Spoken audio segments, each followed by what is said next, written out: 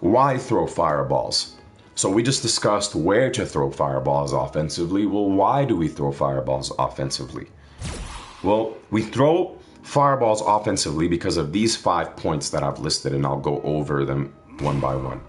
Number one is that it opens up your dash jump game as the fireball thrower. It opens up your dash jump game. Number two, you get chip damage from it.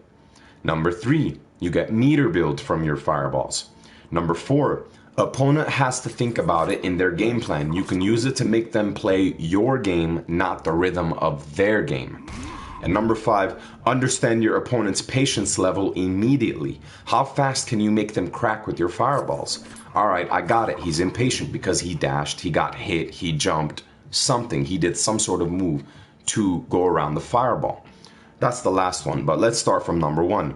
So why do we throw fireballs offensively? Well, we talked about where we're throwing fireballs. We're usually throwing fireballs offensively in this range.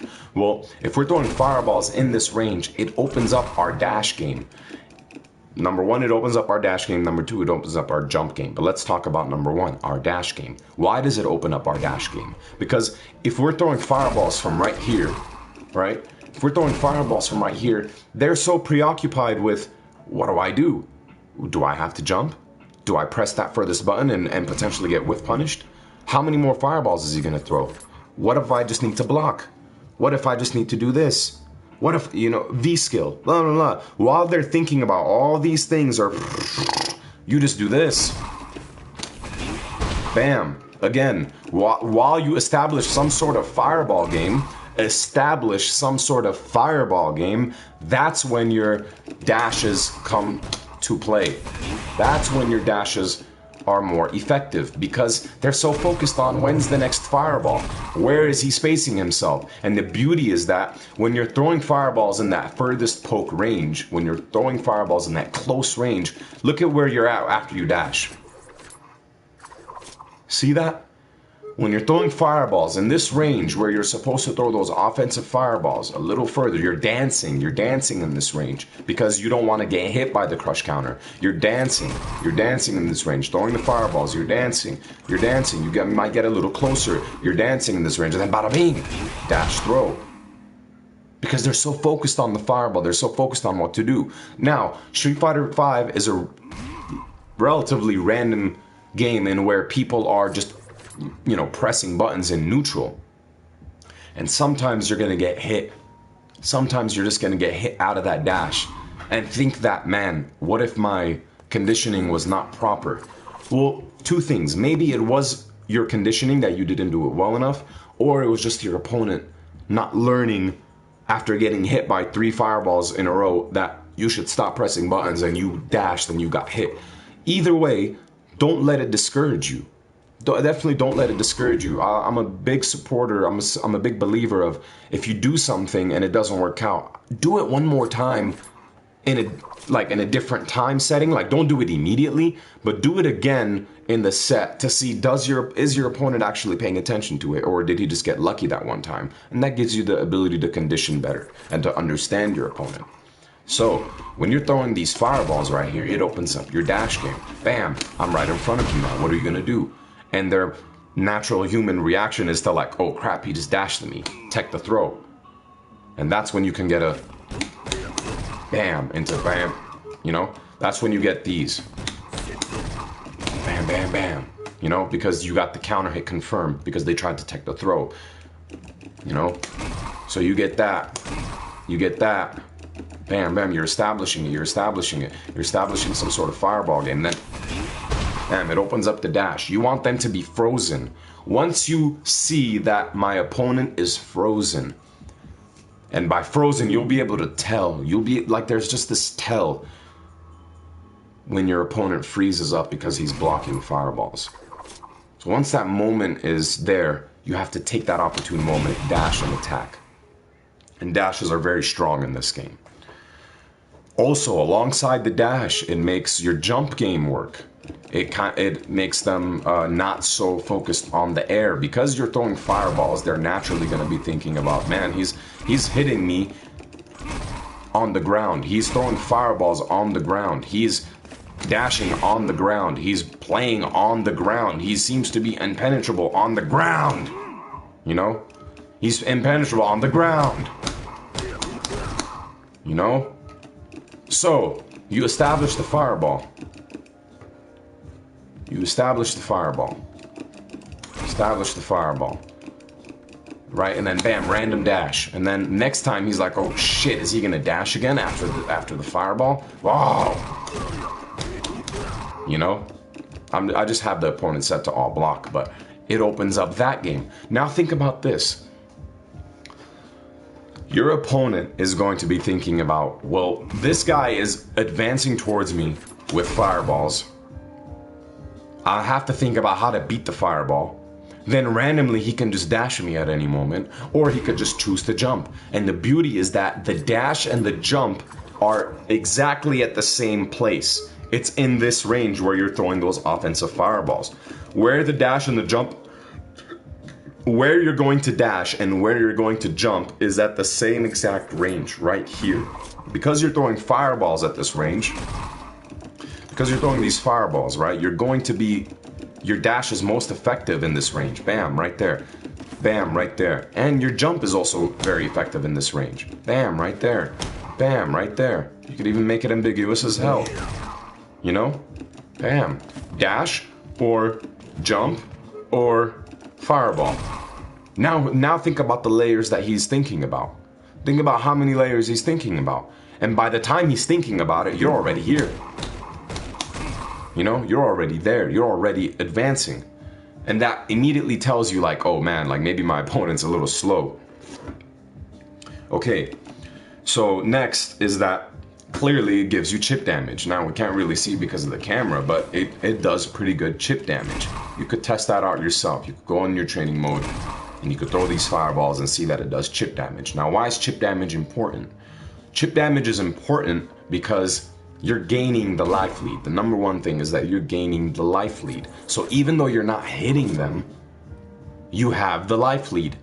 That alone will, oh, that's godlike. Okay, that alone will make your fireballs much more comfortable when you throw them. Because if you have the life lead, you start not throwing as much anymore. You don't have to throw as many fireballs anymore because you have the life lead. So the chip damage allows for that layer of thinking, and we're going to discuss that layer of faking fireballs next at 12 o'clock. But see what I'm saying? The chip damage gives you the life lead, and it allows for that extra layer to be started to play. And also, it gives you chip damage, but you're gaining meter from it. Right? So the next thing is that you're gaining meter.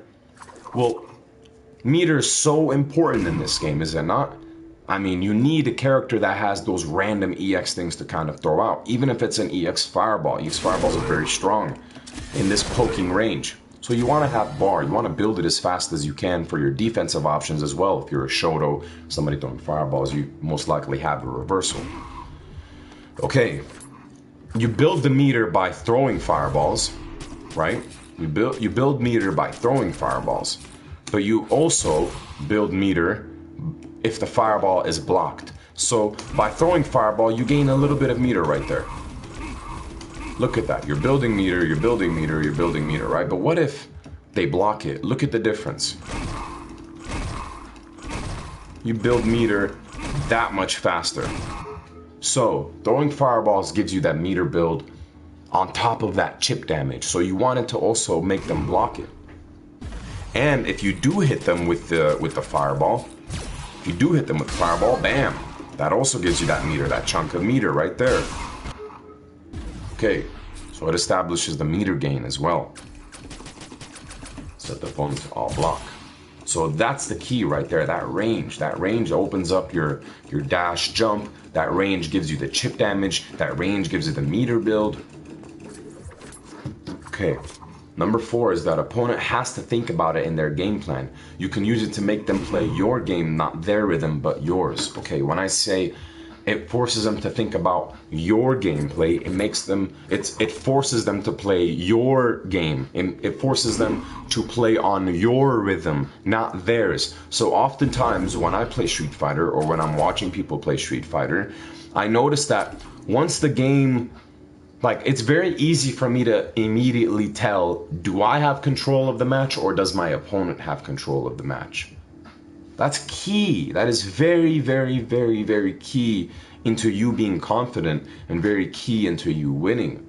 So, when I say that it forces them to play your game, think about it like this. If you see my match against Shanghai, I established some sort of fireball game. I established some sort of ground. And because I feel confident in the neutral, I was able to make him play my game. As soon as I saw that he was playing my game, the way I wanted him to play, again, the way I wanted him to play, that just gave me all the confidence because I didn't really even prepare for Shanghai like that. But as long as I knew that I could control the pace of the match, I could win it, even if it's a bad matchup.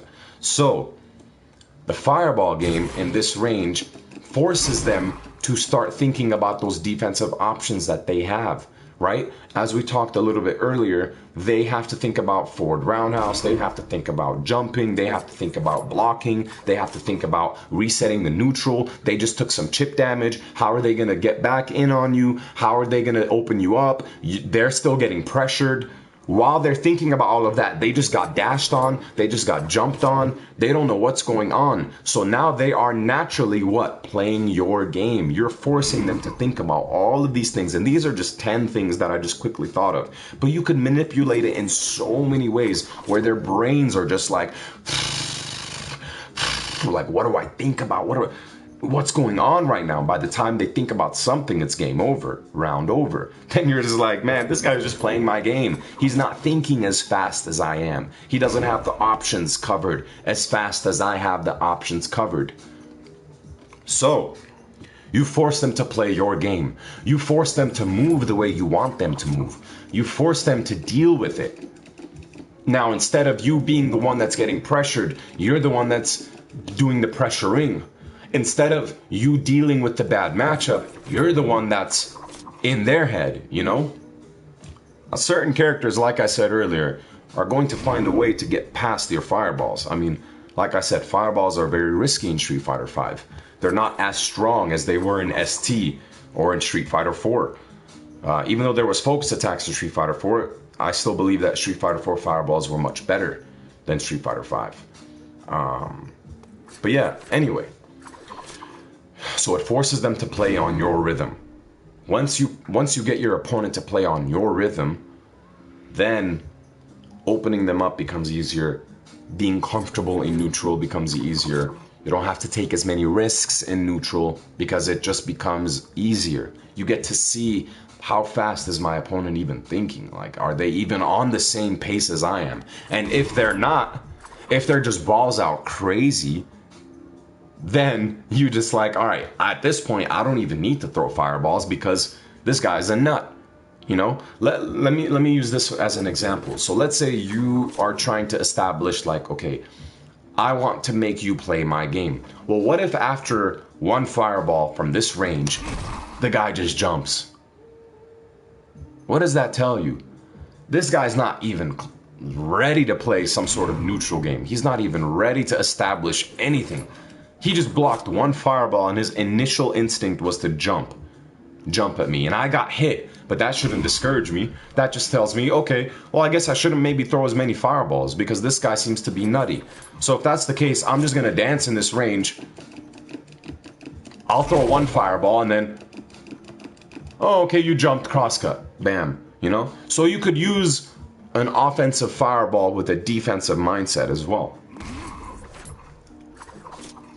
All right, and the fifth thing is that you're understanding your opponent's patience level immediately. How fast can you make them crack with your fireballs? Okay, I got it. He's impatient because he jumped. I got it. He's impatient because he dashed. I got it. He's impatient because Ibuki went for the forward roundhouse. And even though I got hit, the download that he is impatient, that he needed an immediate response. He needed an answer for him getting pressured or hit. That tells me, You know what? Even though I just got hit, I'm smiling because I'm like, I know how you play now. That immediately tells me your patient level. But if it's what's scary is when you have somebody that's doing this, where they're just blocking the fireballs, walking up, blocking the fireballs, walking up, blocking the fireballs, walking back, blocking the fireballs. And that makes your fireball game a little more antsy to throw. But that's more along lines the defensive fireballs. But for offensive, you don't want to throw a lot. You really don't want to throw a lot, and that's the next topic. But let's go over this one more time. Why do we throw fireballs offensively? Well, we throw out fireballs offensively because it opens up your dash jump game. As we mentioned, this range right here is the perfect range for your fireballs. And then it opens up your dash, throw, dash, button, jump, because it's in the same range, and you're just throwing those strong fireballs that they're dealing with. Bam. Bam. That's why we throw those fireballs. Why do we throw fireballs? Because they do chip damage. And you get the life lead. When you get the life lead, you're much more comfortable in Street Fighter when you get the life lead. Meter build. It gets you meter on whiff, and it gets you meter on block, and it gets you meter on hit, and you need meter in this game. Opponent has to think about it in their game plan. You can use it to make them play your game, not their rhythm, but yours. So oftentimes, I'll just use this as an example. Actually, I should use this as an example. Yeah, that'll be a good example, actually. So what's a very common situation where opponent is going to be playing his rhythm and you are forced to play their game? Let's see. I'll show you right now. Here's a perfect example, is that if I play Ken, a character that forces me to play at their rhythm is this guy right here. This character. I hate this character. Hate this character with me. Every piece of me. Okay. Why is this character so strong? Because Guile forces you to play his rhythm immediately. Wonder why? Because he gets the chip damage immediately. He has the strong fireball immediately. He establishes that game immediately. So Guile is going to be throwing these fireballs, right? And you're forced to be, you're forced. So let's just hold down back. Sonic boom, sonic boom, sonic boom, sonic boom, sonic boom, right? Let's just do a simple sequence like that. It might not be the same every time, but look at what I have to deal with. So I have to deal with, I say, bam. Okay, I'm playing his game. You see that? By me doing this, I'm playing his game. This is why Guile is strong, because he establishes his game immediately. Well, I have to jump to get through these fireballs. I have to press this to get through the fireballs. I'm the Ibuki player in this situation. See what I'm saying? I'm the one that has to deal with the situation. I'm the one that has to deal with his rhythm. But the way that you can interrupt somebody's rhythm is, well, you're not expecting me to do these, are you? You're not expecting me to throw these and to compete with your fireball game. You know, even if I'm over here, I'm going to be throwing fireballs as well, because I have to make you play my game. I have to force you to play my game. Somewhat. Now he's going to be thinking about, well, why is the Ken player throwing fireballs? I'm not expecting this, you know? And that might make him want to walk up at me. That might make him want to V-skill walk up at me. But I want him to walk up at me because that allows me to get the hit easier. I don't want to deal with this game. I don't want to deal with this fireball game. So I throw a couple of fireballs just to make him think about the fact that, hey, he's throwing fireballs. Now he might be playing my game. Now he might be respecting my fireballs, even though they're not good. So you want to understand how quick is your opponent to crack? How quick is your opponent's solid game plan? If it's not solid enough, then he's going to crack and go into what it is that you're doing. You know what I'm saying? Now you throw a couple of fireballs, you might get hit because, yeah, you're going to get hit. But if you don't throw fireballs, you're dealing with this shit all day. And you have to build some sort of meter. By me throwing fireballs, I'm at least building meter. He's going to build the meter faster than I am. You know, he's definitely going to build the meter faster than I am because it's Guile. But look at what happens eventually. So let's say I'm just throwing fireballs, right? Let me just gain this meter real quickly. Let me get in this meter real quickly. Okay. So let's say I built some meter faster because I was throwing fireballs as well. Well, now he's in this range and he has to think about this. See that? That EX fireball is so key because it allowed me to get in. Let's do that one more time. So let's say I had no meter, right? And I just built 1 bar.